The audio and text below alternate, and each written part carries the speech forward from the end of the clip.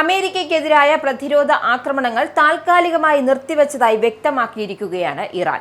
കഴിഞ്ഞ 2 ദിവസമായി അമേരിക്കൻ സേനയുടെ ഭാഗത്തു നിന്നും പുതിയ ആക്രമണങ്ങളൊന്നും ഉണ്ടാകാത്ത സാഹചര്യത്തിലാണ് പ്രത്യാക്രമണങ്ങൾ നിർത്തിവെക്കുന്ന കാര്യം ഇറാൻ വ്യക്തമാക്കിയത്. അതായത് ഇറാൻ സൈനിക വക്താവായ മുഹമ്മദ് അക്രാമാനിയാണ് ഇക്കാര്യം വ്യക്തമാക്കിയത്. എന്നാൽ US ഇനിയും ചൊറിയാൻ വന്നാൽ വൻ തിരിച്ചടി നൽകുമെന്നും കടുത്ത മുന്നറിയിപ്പും ഇതിനൊപ്പം ഇറാൻ നൽകുന്നുണ്ട്. ജൂൺ 17-ന് പ്രാബല്യത്തിൽ വന്ന ഇടക്കാല വെടിനിർത്തൽ കരാർ ലംഘിച്ച് 2 ആഴ്ചയായി നടത്തിയിരുന്ന പ്രത്യാക്രമണങ്ങൾ US-ഉം ഇറാനും അവസാനിപ്പിച്ചു.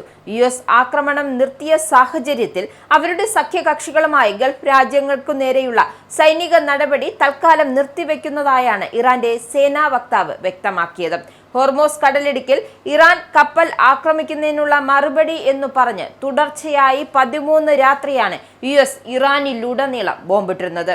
എന്നാൽ വെള്ളിയാഴ്ച രാത്രിയോടെ US ആക്രമണങ്ങൾ നിർത്തിവെച്ചു. US-ന്റെ ആക്രമണങ്ങൾക്ക് പ്രതികാര നടപടിയായാണ് തങ്ങൾ ഗൾഫ് രാജ്യങ്ങളെ ലക്ഷ്യം വെക്കുന്നതെന്നും ഇറാൻ വ്യക്തമാക്കി. തങ്ങളുടെ പക്കലുള്ള ആയുധ ശേഖരം കുറയുന്നതിലെ ആശങ്കയെ തുടർന്നാണ് US ആക്രമണം നിർത്തിയതെന്നാണ് റിപ്പോർട്ട്. ഹോർമോസ് കടലിടുക്കിൽ ചരക്ക് കപ്പലുകൾക്ക് നേരെയുണ്ടായ ആക്രമണങ്ങളെ തുടർന്ന് മേഖലയിൽ സംഘർഷം അതിരൂക്ഷമായി തുടരുകയാണ്. ലോകത്തെ എണ്ണ വിതരണത്തിന്റെ 5-1 കടന്നുപോകുന്ന ഈ തന്ത്രപ്രധാന പാതയുടെ സുരക്ഷയെ ചൊല്ലിയുള്ള ആശങ്കകൾക്കിടയിലാണ് US ഇപ്പോൾ തങ്ങളുടെ സൈനിക നീക്കങ്ങൾ താൽക്കാലികമായി നിർത്തിവെച്ചിരിക്കുന്നത്.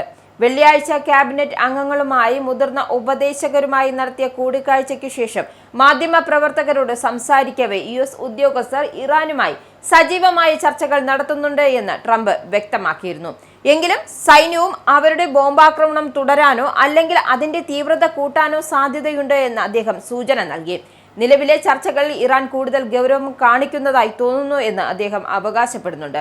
ഈ ആഴ്ച ഇറാനെതിരെ വലിയ തോതിലുള്ള ആക്രമണം നടത്തുന്നതിനെക്കുറിച്ച് ട്രംപ് ആലോചിച്ചിരുന്നു എങ്കിലും ചർച്ചകൾ തുടരാൻ അദ്ദേഹം തന്റെ പ്രതിനിധികൾക്ക് സ്വകാര്യമായ നിർദ്ദേശം നൽകിയിരുന്നു എന്നാണ് നിലവിലെ വിവരം.